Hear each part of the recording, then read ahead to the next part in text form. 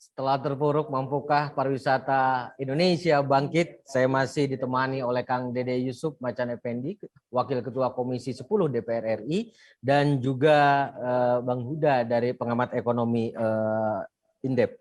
Saya ke Kang Dede, tadi di segmen sebelumnya Kang Dede juga mengusulkan tentang desa wisata yang lebih konkret gitu kan, sebagai mindset dari pandemi COVID-19 ini peralihannya. Seperti apa sih sebenarnya konsep untuk mengembangkan desa wisata yang dibahas di Komisi 10 itu, Kang Dede? Ya, Kang Eris. Jadi sebetulnya alasan kenapa kita mendorong desa wisata itu simpel aja. Sebagaimana tadi sudah saya sampaikan bahwa ketika pergerakan manusia ini dibatasi, mobilisasi manusia dibatasi, maka paling sedikit yang boleh itu adalah di antar wilayah mereka sendiri. Itu sebabnya makanya desa-desa berarti berada dalam satu kabupaten. Tujuannya apa, Kang Eris? Yaitu disampaikan oleh Mas Nailul, terjadi multiplier efek kepada sektor-sektor yang terkait. Dalam hal ini apakah itu UKM-nya, apakah itu industri kreatif yang berada di zona-zona wisata.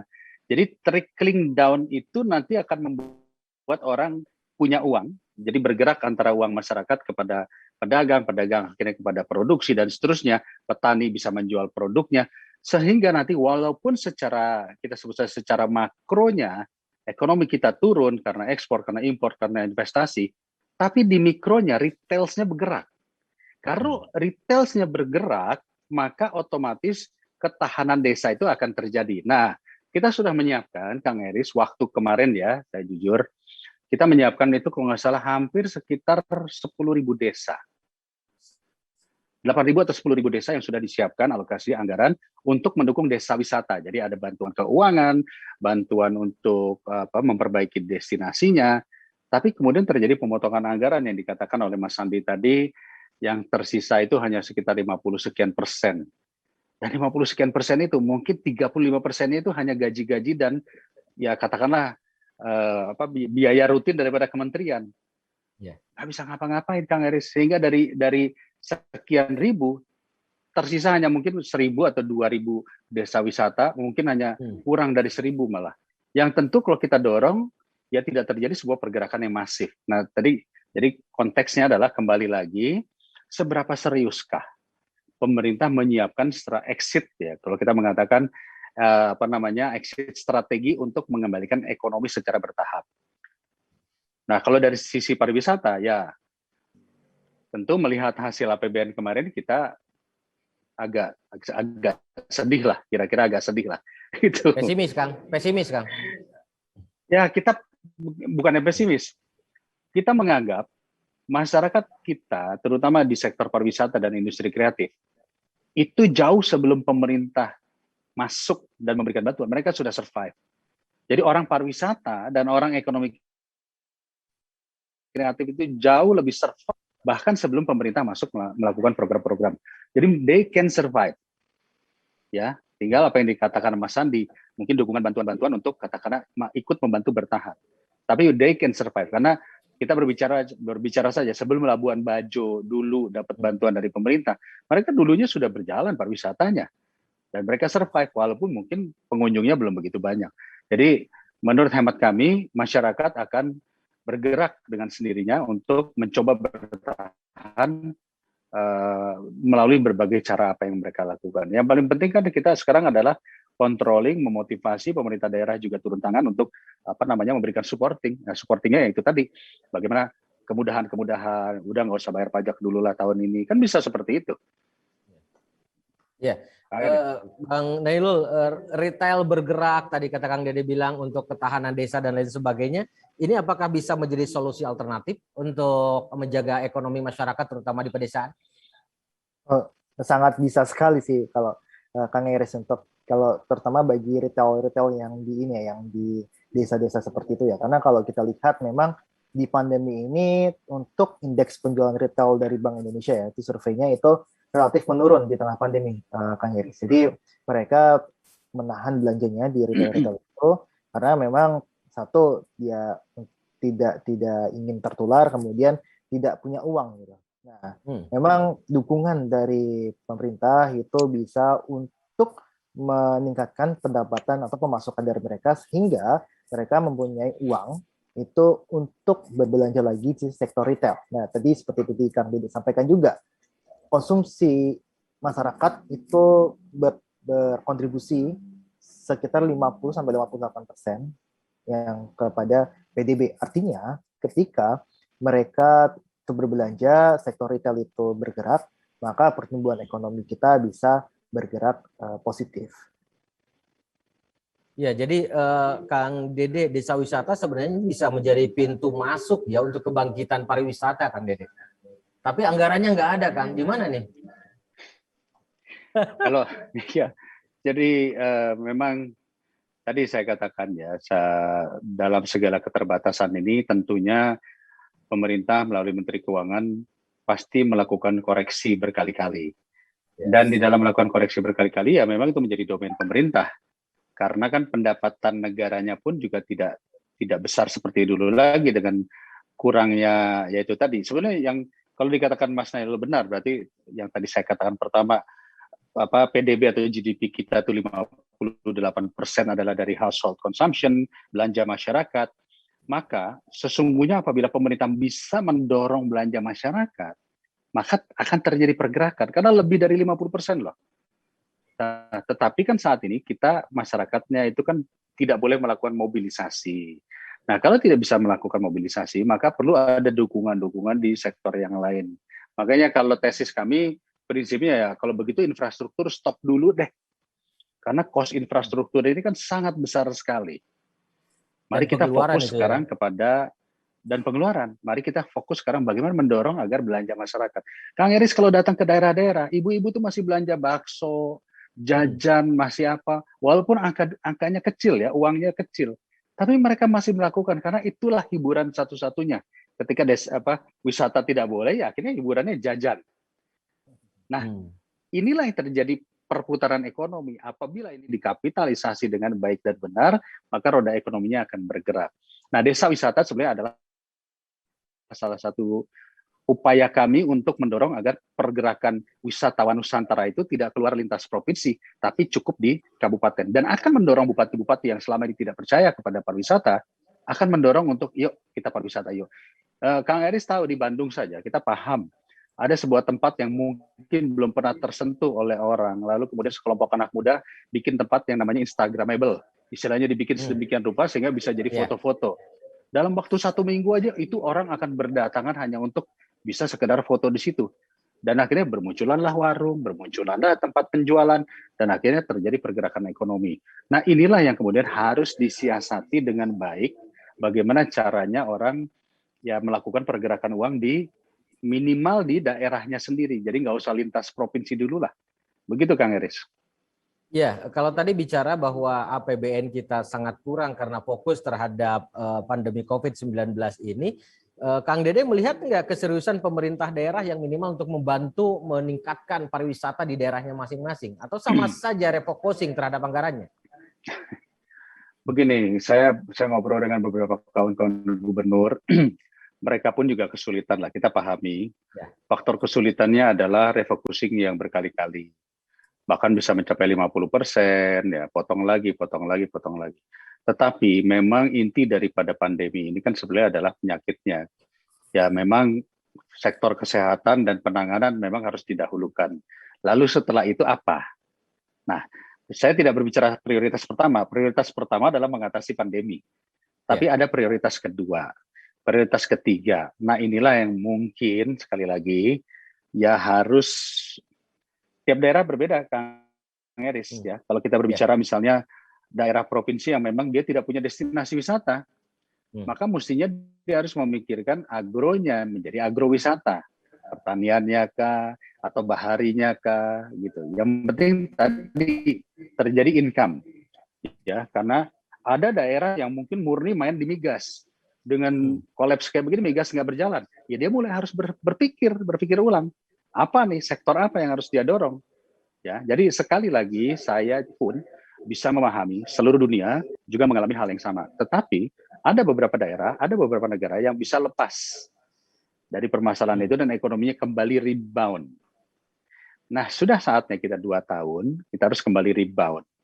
pandeminya sudah pelan-pelan, sudah mulai turun, hanya beberapa wilayah. Nah, wilayah yang sudah aman, berikanlah kesempatan untuk memulai rebound, gitu Kang. Ya, Bang Nailul, menurut pengamatan Abang nih, kira-kira apakah pemerintah berani mengalihkan anggaran infrastruktur untuk minimal penguatan pariwisata kah? Kalau kalau katakan berani atau enggak, mungkin tanyakan ke Pak Basuki. Pengamatan Bang Nailul dari hitung-hitungan seorang pengamat ekonomi. Oke, mungkin seperti ini, Kang Eris. Jadi memang setuju banget sama Kang Dede, itu infrastruktur itu harus dibuat prioritas. Mana yang infrastruktur yang mempunyai multiplier efek tinggi, mana yang dia bahkan tidak mempunyai multiplier efek yang dia nggak ada multiplier efeknya gitu. Nah, itu harus diprioritaskan. Nah, memang kalau kita lihat kalau secara ini ya, secara ekonomi, di mana saat ini penerimaan negara juga masih belum normal, kemudian ada pengeluaran yang cukup besar untuk penanganan pemulihan ekonomi nasional, kemudian ada penanganan pandemi, memang sangat-sangat logis sekali memang ketika kita membicarakan mengenai infrastruktur di top terlebih dahulu, terutama untuk pembangunan ibu kota baru gitu kan. Bahkan kemarin ada wacana juga dari pemerintah untuk menyewakan aset-aset negara untuk membiayai APBN-nya, dan itu lebih banyak digunakan untuk infrastruktur. Dan kalau kita lihat dari APBN 2022 ya, itu memang dari infrastruktur sendiri itu juga sangat tinggi sekali, bahkan dari sektor kesehatan juga nggak salah juga turun gitu kan. Dan ini yang jadi problem sebenarnya. Memang di Indonesia sendiri Pak Jokowi itu, Pak Presiden kita, kayak semacam terbelenggu dengan janjinya yang mengenjot infrastruktur ketika periode pertama. Nah, ketika periode kedua beliau itu tidak cukup mempunyai kekuatan itu untuk menghentikan pembangunan infrastruktur karena sudah janjinya seperti itu. Nah, di sini sebenarnya kekuatan pemerintah itu agar keberpihakan pemerintah itu harus diperlihatkan kepada masyarakat bahwa infrastruktur ini bukan menjadi yang paling prioritas untuk saat ini. Nah, di daerah pun sama sebenarnya. Di daerah saya di Provinsi Banten, Kang Didi dan Kang Eris, itu mereka membangun sebuah infrastruktur yang saya rasa itu alokasinya bisa digunakan untuk membantu masyarakat yang terdampak dari pandemi gitu. Di Banten itu ada sebuah infrastruktur yang saya rasa sih itu tidak urgent banget dilakukan gitu. Dan ketika pandemi banyak sekali masyarakat Banten yang kemudian itu tidak mendapatkan bantuan. Dan ini saya rasa sangat miris sekali ketika mindset dari pemerintah pusat dan pemerintah daerah yang mengejut infrastruktur di atas penanganan pandemi dan di atas penanganan ekonomi secara nasional. Ya, itu mungkin wisata itu kan butuh biaya, Bang Nailul ya. Jadi masyarakat yang mau berwisata itu kan butuh biaya, butuh ongkos, dana yang tidak sedikit gitu kan. Nah, kira-kira apa yang harus dilakukan oleh masyarakat Indonesia gitu kan untuk sekedar bertahan dalam kondisi seperti ini dari kacamata ekonomi? Oke, kalau dari kacamata ekonomi memang tadi bantuan sosial itu sangat terutama jajaran sosial ya, itu bisa menjadi salah satu ataupun strategi utama itu pemerintah untuk minimal itu tidak menurunkan konsumsinya, Kang Iris.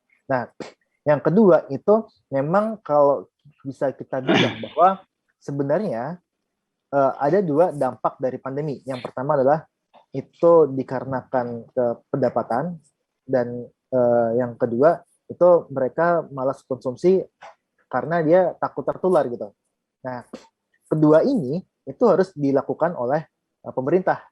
Penanganan pandemi itu nomor utama. Yang kedua itu menjaga agar konsumsi masyarakat ini tidak jatuh gitu.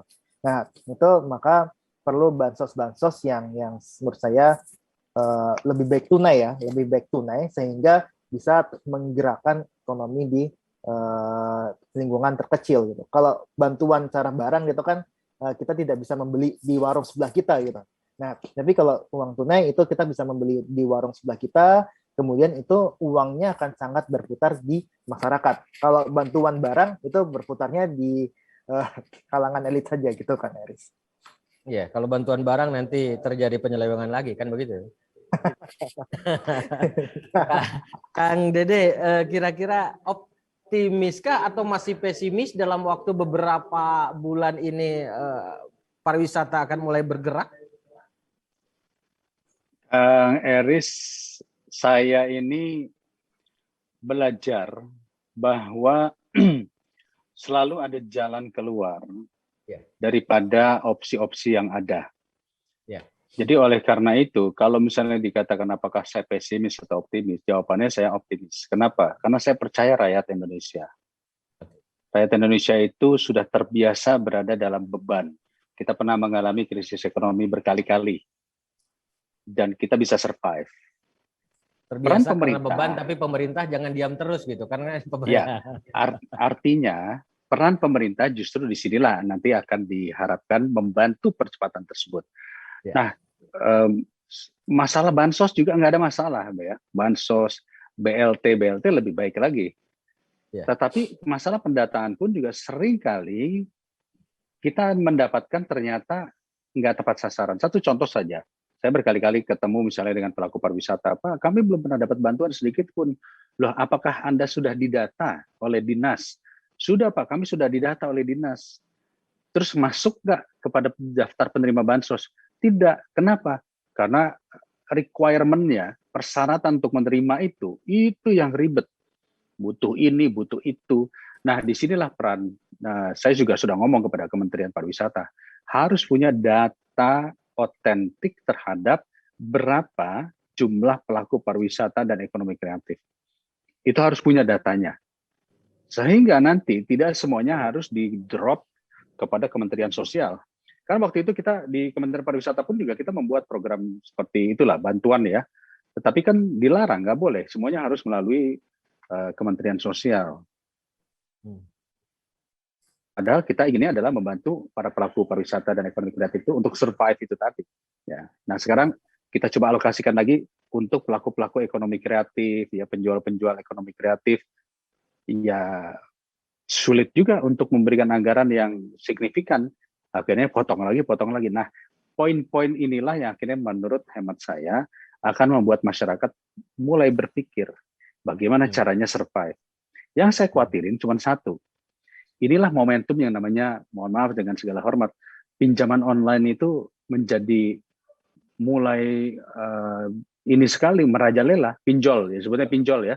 Jadi saya sudah meminta juga kepada pemerintah ya bahwa tolong dilakukan fungsi pengawasan yang ketat terhadap pinjaman online. Kenapa?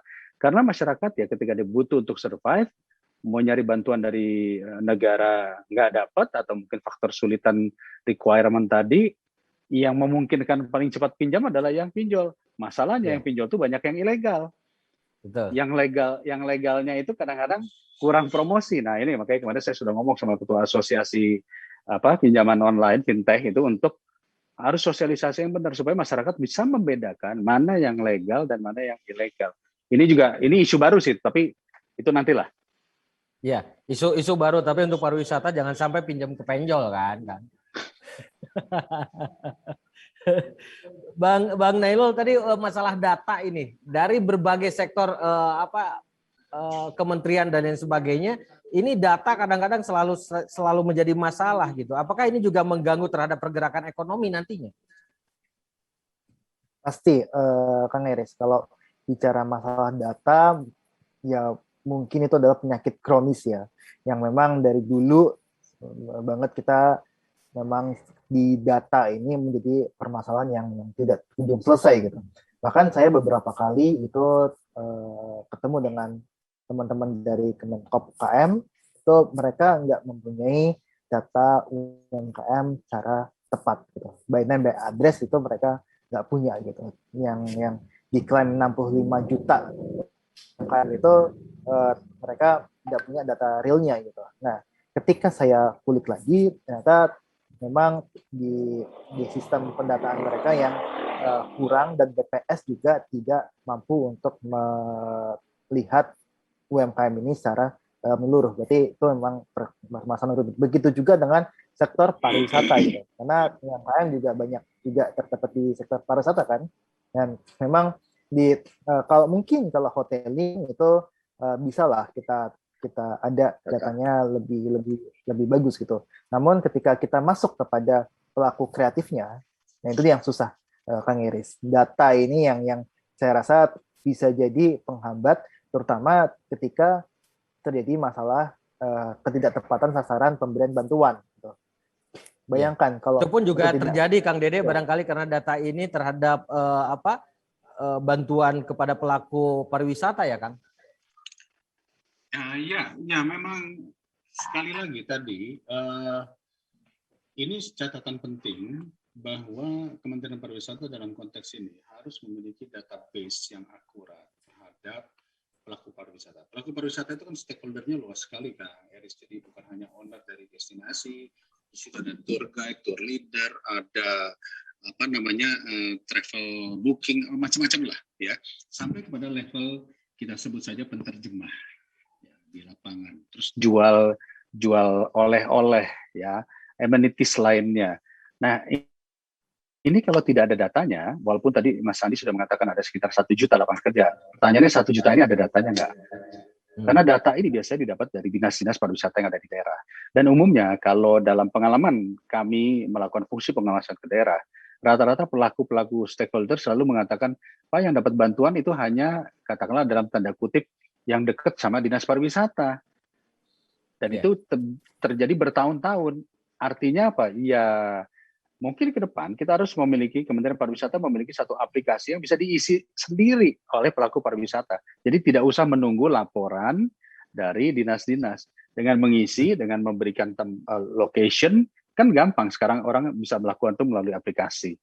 Sehingga akhirnya kita punya database. Oh, ada pelaku Ibu Anu, dia jualan cireng misalnya di destinasi wisata ini, gitu. Dan bisa dilihat tempatnya, ininya, KTP-nya. Jadi mungkin kayak model konsep peduli lindungi lah kan, sekarang peduli lindungi semua orang bisa terdata, bisa terpantau gitu. Nah, dia bisa kelihatan benar nggak dia berada di situ di bidang kepariwisataan. Nah, ini juga catatan penting yang saya katakan Kang Eris, karena praktis kita selalu menemukan masalah pelaku-pelaku itu justru mengatakan mereka yang paling tertinggal. Nggak usah jauh-jauh, ada penyanyi saja. Penyanyi kafe saja. Apakah semuanya sudah mendapatkan? Belum tentu. Iya, betul. Gitu. Pelaku event, Kang. Pelaku event, termasuk pelaku event, gitu. Iya, apa solusi yang ditawarkan oleh Komisi 10 untuk membenahi masalah ini, Kang? Kami sudah, yang pertama tentunya kita harus mengatakan masalah data ini sebelum kita mengacunya nanti kepada data BPS atau mungkin kepada yang lainnya, kita harus belajar kepada Kementerian Pendidikan. Kementerian Pendidikan itu punya ada namanya Dapodik, ya. Dapodik itu adalah data ya kurang lebih adalah itu data kelompok pendidikan yang mana data itu diisi langsung dari sekolah. Data mengisi muridnya, jumlah gurunya, jumlah tenaga pendidik yang lainnya dan sebagainya. Lalu kemudian rekonfirmasi oleh kita sebut saja oleh dinas pendidikan dan masuk ke dinas provinsi, masuk ke pusat. Itu bisa diduplikasi sebenarnya ya, Kang ya? Ya, sebenarnya bisa diduplikasi. Itulah sebabnya makanya dan bantuan dana BOS termasuk juga bantuan-bantuan buat pelajar ya kemarin, bantuan kuota itu bisa direct langsung kepada pelaku, kepada peserta, katakanlah demikian. Karena datanya sudah inline. Nah, untuk sektor pariwisata belum. Itu pentingnya organisasi. Dalam konteks ini kita punya organisasi-organisasi sektor pariwisata dan ekonomi kreatif itu sudah harus duduk bersama-sama dan menyiapkan data bukan hanya diserahkan kepada dinas, tetapi di-keep sebagai sebuah aset manajemen. Sehingga nanti pemerintah tinggal mendatangi, oh ini ada kelompok-kelompok pariwisata, coba lihat data Anda, lalu di-reconfirm. Tetapi itu membutuhkan dana yang tidak sedikit tentunya. Nah, sekali lagi akhirnya komitmen pemerintah untuk menyiapkan penganggaran pendanaan tersebut. Ya, sangat kronis ya. Tadi seperti yang Bang Nailul katakan ya, kaitan dengan masalah data ini, Kang ya. Terakhir Bang Nailul, kira-kira langkah-langkah apa yang harus dilakukan, ini konfirmasi terakhir ke Anda sebagai pengamat ekonomi, yang harus dilakukan oleh pemerintah untuk menjaga ekonomi rakyat ini terus bergerak? Oke, kalau dari saya, itu apa yang dilakukan pemerintah, itu paling utama, itu berkali-kali kita sampaikan juga, itu adalah penanganan pandemi, Kang Eri. Satu, tuh. Yang kedua, itu adalah menjaga daya beli masyarakat dengan memberikan bantuan yang tepat sasaran. Jadi, seperti Kang Dede bilang, untuk bisa menggerakkan sektor konsumsi yang menjadi penopang dari pertumbuhan ekonomi kita. Gitu. Yang kedua sebenarnya. Nah, untuk yang ketiga itu adalah memang tadi seperti yang tadi disampaikan juga bahwa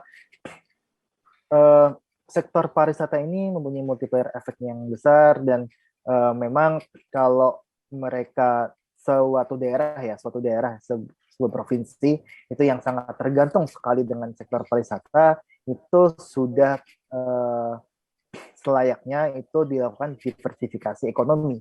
Artinya adalah pelaku-pelaku pariwisata terutama di kreatifnya ya, itu bisa meninggalkan ketergantungan dengan dari sektor pariwisata itu dengan semuanya mengekspor barang kerajinannya ke luar negeri, ke luar provinsi yang notabene dia bisa sebagai langkah untuk apabila kita nggak berharap ada pandemi lagi gitu, tapi apabila ada pandemi lagi itu akan terdiversifikasi ekonominya, itu akan bagus gitu.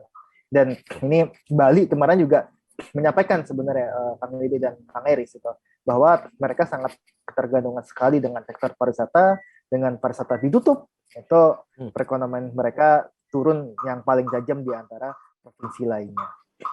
Ya, baik, terakhir ke Kang Dede, sekarang perkembangan pandemi COVID landai di beberapa daerah. Jangan sampai ini naik kembali. Harapan kemudian saran kepada masyarakat yang tadi sudah ingin segera berwisata bagaimana, Kang?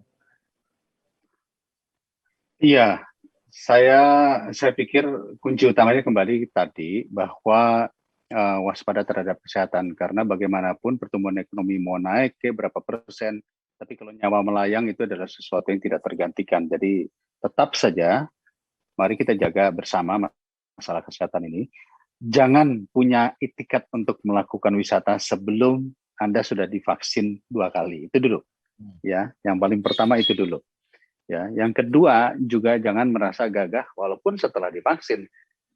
Ya, tetap menggunakan prokesnya itu tadi, karena kita bisa menikmati kok indahnya alam tanpa harus membuka masker gitu kan. Kita bisa menikmati kok berenang di laut tanpa harus membuka masker. Itu saya pikir poin-poin itu juga tetap harus kita jaga, harus kita lakukan ya.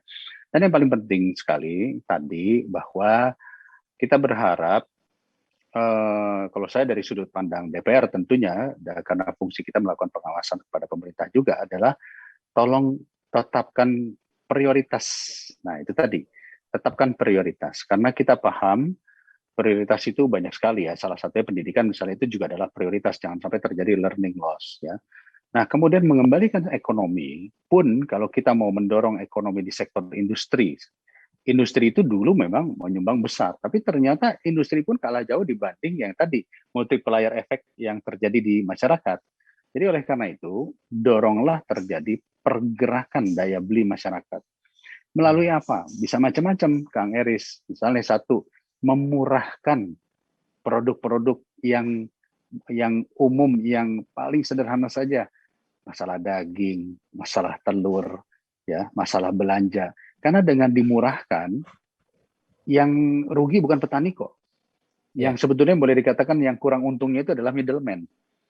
Middleman inilah kan sebetulnya yang mendapatkan keuntungan terbesar. Tetapi petani dia mendapatkan haknya.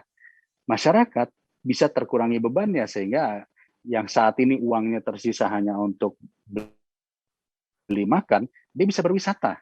Apabila harga-harga tadi sembako murah, BPJS-nya turunkan dulu lah, harga PLN diturunkan dulu lah, listrik itu akan sangat membantu sekali bagi masyarakat. Jadi dia punya uang untuk jajan bakso, untuk apa yang tadi terjadi multiplier effect itu tadi. Nah itu harapan kami. Jadi harapan kami tidak muluk-muluk, tidak harus mengatakan, oh tolong dong kasih anggaran ke Kementerian Pariwisata. Nggak usah itu dulu kalau memang itu belum jadi skala prioritas. Tapi mengurangi cost yang disebut sebagai komponen hidup masyarakat yang selama ini didapat dari melalui tadi kos-kos ya tadi kan, kosnya listrik, kosnya LPG, kosnya macam-macam. Kalau itu bisa dituruni, maka masyarakat memiliki uang lebih untuk dia jajan atau dia wisata. Itu Kang Eris. Baik, kita tetap optimis pariwisata Indonesia akan bangkit, Kang Dede ya. Bang Nailul, terima kasih atas kebersamaannya dalam dialog spesial malam hari ini. Salam sehat, sukses dan berkah selalu, Kang Dede. Bang Sama-sama, Nailul, terima kasih. Sudah demikianlah perbincangan kita di dialog spesial. Kita akan jumpa kembali pekan depan. Terima kasih. Assalamualaikum warahmatullahi wabarakatuh.